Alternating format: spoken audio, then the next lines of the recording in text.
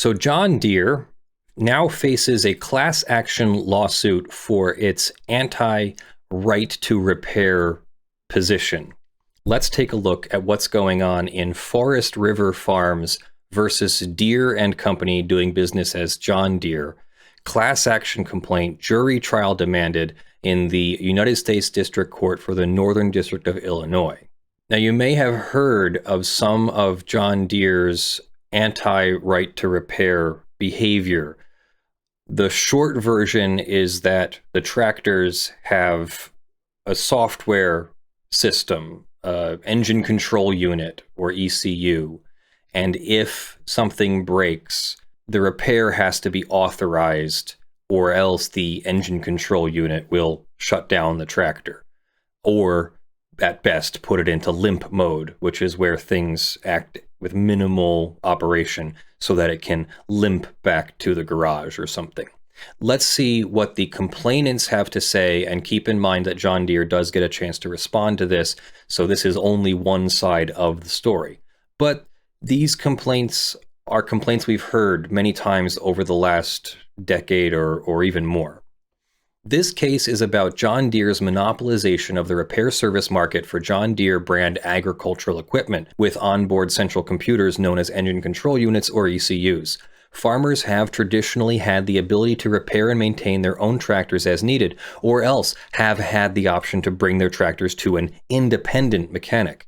However, in newer generations of its agricultural equipment, Deere has deliberately monopolized the market for repair and maintenance services of its agricultural equipment with ECUs by making crucial software and repair tools inaccessible to farmers and independent repair shops. Further, Deere's network of highly consolidated independent dealerships is not permitted through their agreements with Deere to provide farmers or repair shops with access to the same software and repair tools as the dealerships have. As a result of shutting out farmers and independent repair shops, Deere and the dealerships have cornered the Deere repair services market in the United States for Deere-branded agricultural equipment controlled by ECUs, and have derived supra-competitive profits from the sale of repair and maintenance services. This is an antitrust class action pursuant to Sections 1 and 2 of the Sherman Act, which was the same complaint that Epic brought against Apple over Fortnite in the App Store. This is brought by plaintiff Forest River Farms on its own behalf and on behalf of a class of persons and entities similarly situated. Plaintiff seeks to represent those persons and entities who purchased repair services from John Deere and Deere-affiliated independent dealerships and technicians in the Deere repair services market for Deere agricultural equipment from January 12, 2018 to the present. Deere violated Section 1 of the Sherman Act by forcing consolidation of its affiliated dealerships to eliminate inter-brand competition for repair services. Deere also violated Section 1 through its arrangements with co-conspirator dealerships to not sell the software to farmers and independent repair shops, and they finally violated through forcing plaintiff and class members to purchase Deere repair services from Deere once they were locked into ownership of an expensive Deere tractor. Deere's tying arrangement, which is part of the Antitrust Act, Deere's tying arrangement between Deere tractors and repair services had both the intent and effect of harming competition in the market for Deere repair services. They also allegedly violated Section 2 of the Sherman Act by monopolizing or attempting to monopolize the Deere repair services market in a manner that harmed competition and injured the purchasers of such services by reducing choice and increasing prices in this market to supra-competitive levels. So as you may remember from the Epic versus Apple case and other antitrust laws, you need to define the market. And so they defined the relevant market here as the Deere repair services market, as well as the Deere software market, as well as tractor markets. And then they start in with detailed factual allegations. I'm going to pick and choose a little bit from here and see what we can garner. Farmers traditionally and historically have been able to perform their own repairs on their own tractors. However, as software has become increasingly intertwined with basic operations of farming equipment, John Deere has restricted access to the necessary tools to make repairs, cutting out owners and independent repair shops from the ability to make repairs on newer equipment. Like cars, John Deere tractors use a large number of sensors throughout the equipment that are continuously monitored by the Engine Control Unit, or ECU. When a sensor notices an error, no matter how small or serious, it can put the machine into limp mode, allowing farmers to move the machine slowly but not operate it fully. When the problem is diagnosed and repaired, the error code is cleared and the machine can continue working. According to a report from a U.S. public interest research group, the John Deere S760 combine harvester has 125 different computer sensors in it. If any one of those sensors throw an error code, the combine will enter limp mode. Troubleshooting Deere tractors, interpreting the error codes, requires software that Deere refuses to make available to farmers. Since about 2000, Deere tractors have been using what is known as CAN bus systems in their machinery, standing for Controller Area Network. CAN bus is essentially a central electrical system that allows communications between different parts of the machinery. Sales manuals for Deere tractors explain that an advantage of the system allows the technician at the dealership to plug into the system using the Service Advisor computer program.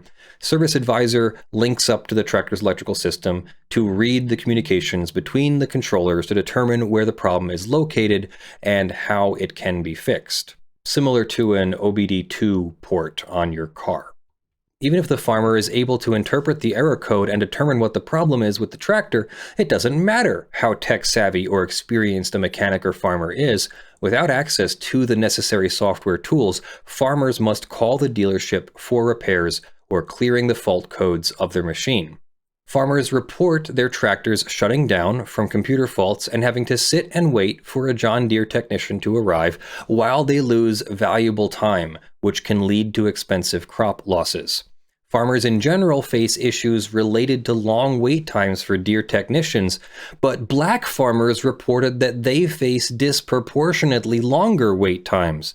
The National Black Farmers Association stated that after NBFA members purchased from Deere, responses for service on its equipment are followed upon more slowly compared to calls for service from their white counterparts. Without access to the software and other tools needed to diagnose and repair the error, farmers must rely on Deere dealerships and technicians to travel to where the equipment is, plug in the necessary tools, and clear the error codes. Replacing parts on a tractor can also result in bricking of the machine if the proper software is not used. After a new part is installed on a tractor, a program called Service Advisor needs to be connected to the ECU to authorize the new parts. If the new part is not authorized by the software, the engine of the tractor will not start, rendering the tractor useless to its owner until the owner pays a Deere technician to authorize the repair and therefore restore operation of the tractor. Farmers who try to solve problems themselves or take their tractors to more convenient repair shops are blocked from completing the repairs without the necessary software. For example, one customer who hired an independent agricultural equipment repair shop to replace a faulty moisture meter on a combine still had to wait and pay for the dealer to come out and use software to authorize the part. As of 2021, the reported cost for repair services from Deere or an authorized dealer could range from $150 to $180 per hour, with additional charges for travel and parts. Regardless of a farmer's own ability and knowledge regarding how to repair the tractor they own, without the relevant software, an authorized John Deere technician must be called to perform many repairs. Logistically, this is a nightmare for many farmers. When a farmer calls a dealership to perform a repair, the farmer is at the mercy of the dealer's schedule and must pay whatever the cost is, including travel expenses, even if the problem could be fixed in 15 minutes with access to the software. Farmers also may work far away from the nearest dealership or technician, leading them to have to pay substantial amounts for travel time or the cost of having their equipment hauled to a dealership.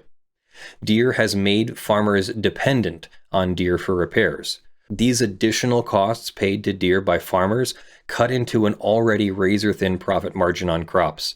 Farmers in the U.S. are currently experiencing drastically increasing operating expenses while revenue and profits from crop yields remain stagnant. Between 1996 and 2020, total costs for growing corn increased 193%, while yields only increased by 13.7%. In that same period, costs for growing soybeans increased by 202%, while yields only increased by 12.3%. As a result, farmers have had difficulty paying their outstanding operating debts, estimated at well over $400 billion in 2019, and the rate of farm bankruptcies has accelerated, with declared bankruptcies from farms increasing by 24% from 2018 to 2019, the biggest yearly increase since the Great Recession. Furthermore, given farmers' investments with Deere tractors, which can run upwards of $500,000, they have no reasonable choice but to pay for Deere's repair services. The farmers are locked into using Deere tractors as switching costs are so high, and farmers expect to be able to use a tractor for decades. The leaseholder is often Deere itself, which has become the fifth largest agricultural lender in the sector.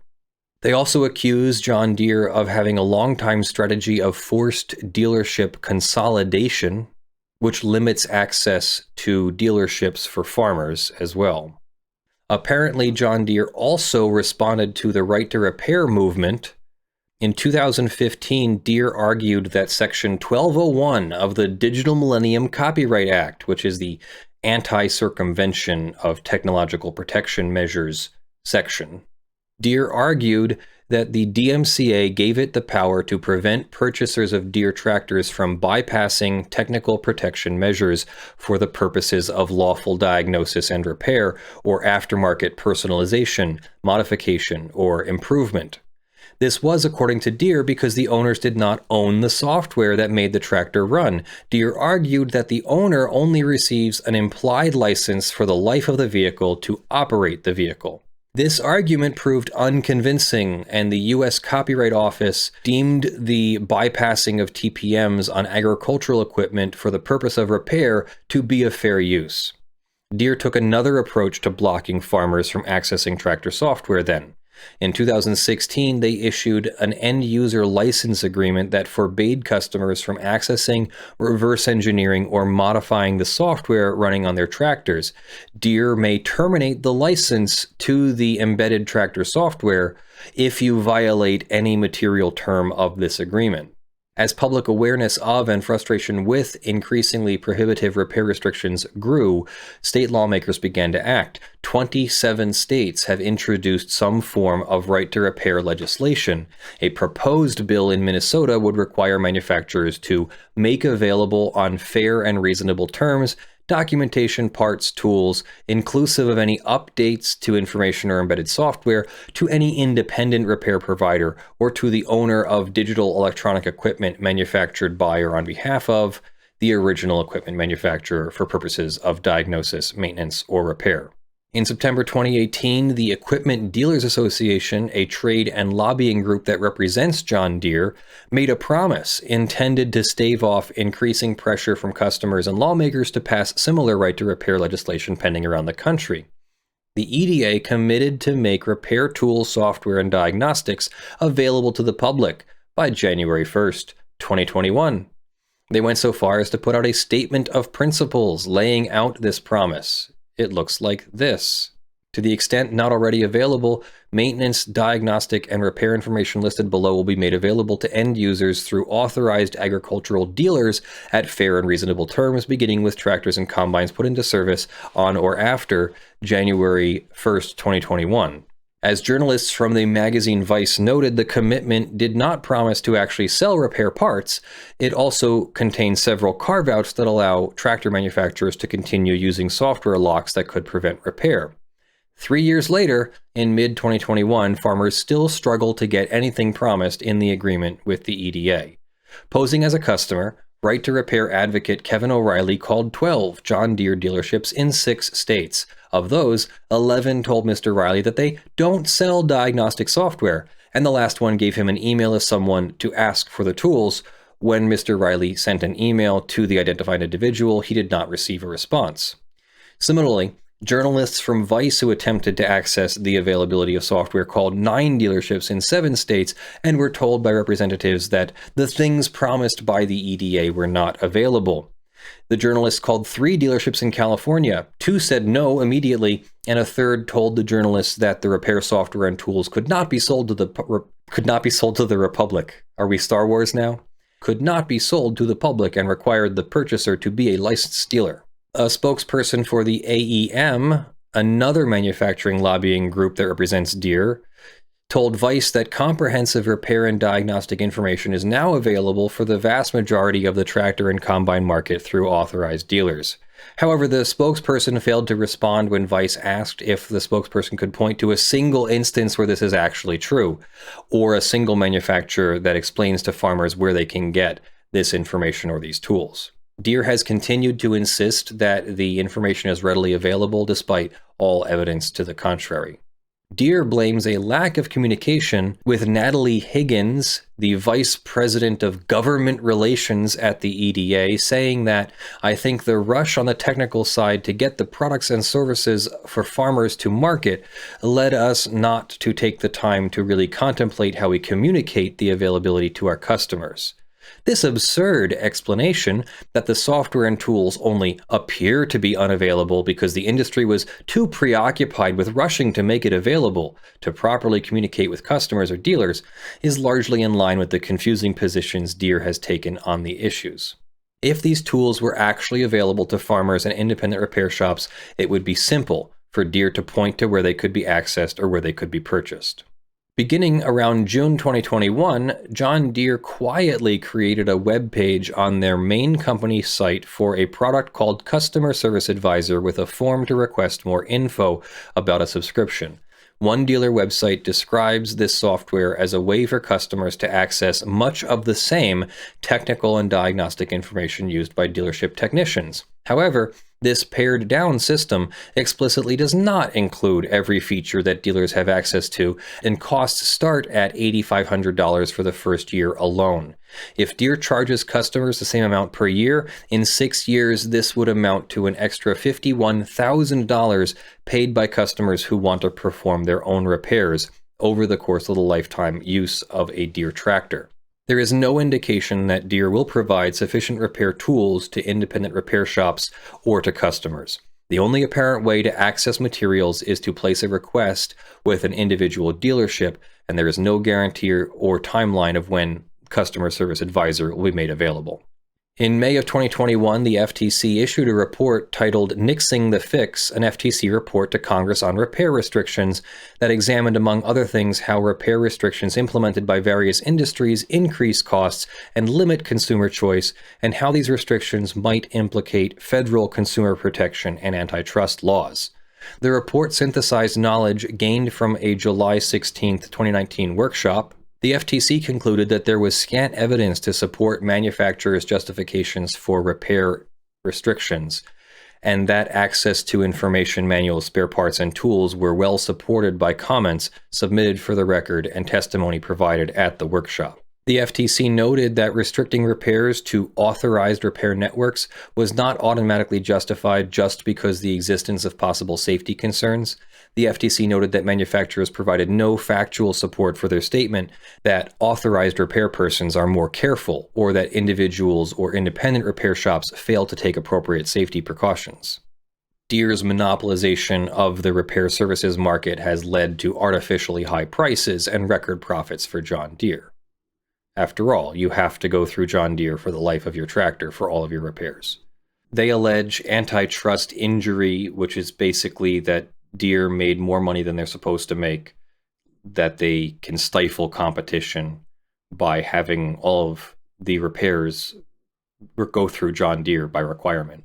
So the claims for relief are violation of 15 U.S.C. Section 1 of the Sherman Antitrust Act, group boycott, conspiracy in restraint of trade, unlawful tying arrangements tying the sale of tractors to the sale of repair services, monopolization of the market under 15 U.S.C. Section 2 of the Sherman Antitrust Act, monopoly leveraging, attempted monopolization in the alternative, conspiracy to monopolize in that they're working with the dealerships, and they seek declaratory and injunctive relief that these are violations and that requires a injunction. Promissory estoppel or detrimental reliance is where the farmers have relied on Deere's representations about the software being available, about them being able to use their tractors even when they make their own repairs. Unjust enrichment is a common law claim that says John Deere has received more money than they were legally entitled to, that they've been enriched by their unjust actions. And so they're asking for declaratory relief, an injunction forcing the software to be made available, damages to the maximum extent allowed, an injunction preventing them from acting in an anti-competitive way, pre- and post-judgment interest, costs of suit, reasonable attorney's fees, and all other relief. And I'm really happy to see it. Somebody needs to stand up for the farmers who would like to repair their own tractors. The only real defense that I could hear is, this is the market. If you don't like having to hire John Deere to repair your tractor, then just don't buy John Deere tractors. But there's often this investment that someone has made into a ecosystem. Like if you buy all Apple products, and then if you want to switch to Windows, you have to buy new software. You might have to buy... I had a scanner that only works with Mac.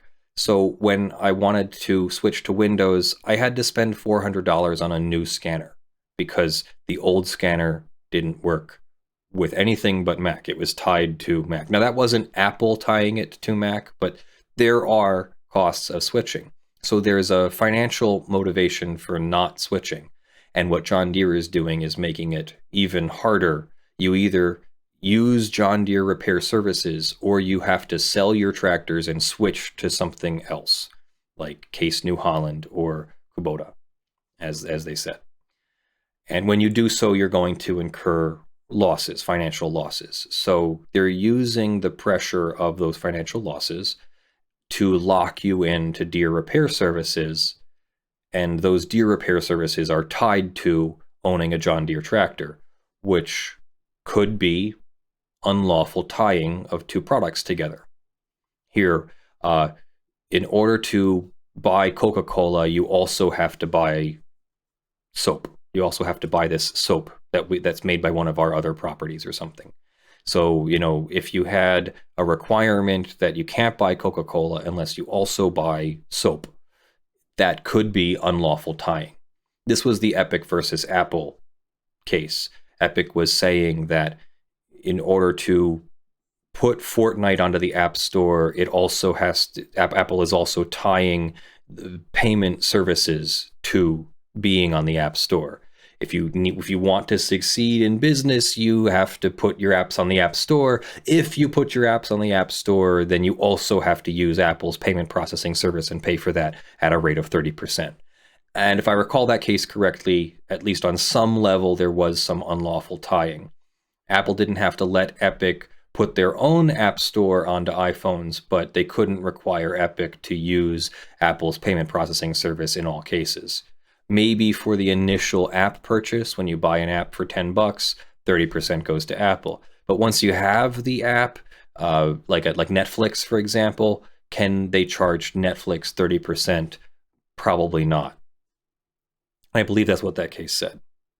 So I'm looking forward to following this case and hearing good news someday that John Deere will be forced to make diagnostic software available, or at least turn off the disabling of the tractor when you install your own sensors. Remember, Louis Rossmann has done a number of videos about how if you switch parts on iPhones, the iPhone stops working. You can't even switch like the camera module or the fingerprint sensor or something, even though there's really no private data or security flaw that could be exploited by swapping a genuine sensor from one iPhone for a genuine sensor from another iPhone. The only reason to do that is to make sure that users can't repair their phones and have to buy a new phone, which is untenable and that practice should be stopped, hopefully by court decisions and legislation, right to repair legislation. Let me know what you think of this in the comments below. Would you like to see John Deere be forced to allow independent repairs, both by independent repair shops and by end users? Or do you agree with John Deere that they should be able to tie repairs to their tractors, and if you don't like it, don't buy a John Deere?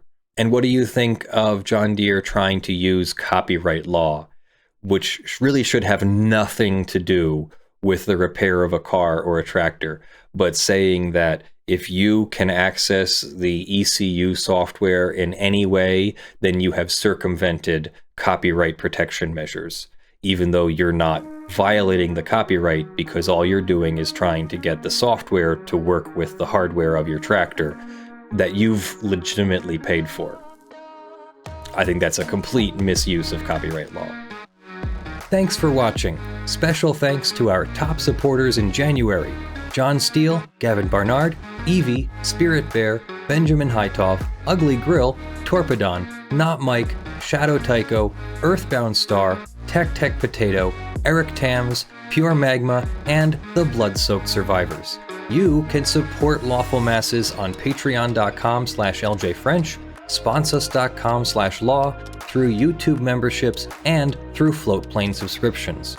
Join me for our weekly live production stream on twitch.tv/lawfulmasses on Sunday mornings at 10 a.m. Eastern US time.